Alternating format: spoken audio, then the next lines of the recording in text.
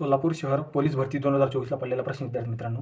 180 metre लांबीची आगगाडी 144 kilometre प्रति तास या वेगाने तिच्या मार्गातील खांब ती किती वेळात ओलांडेल? आता 180 मीटर लांबीची आगगाडी आणि 144 किलोमीटर हा स्पीड मीटरमध्ये.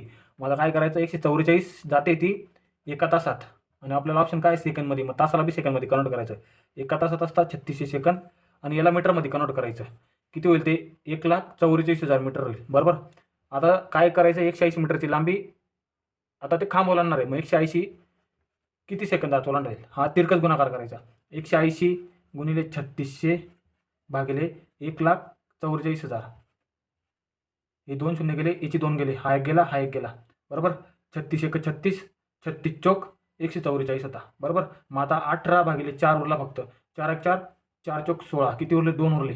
पॉईंट देऊन शून्य घेतला. 4 पंचे 20 म्हणजे 4.5 सेकंद लागतील आगगाडीला ते ओलांडायला. म्हणून ऑप्शन क्रमांक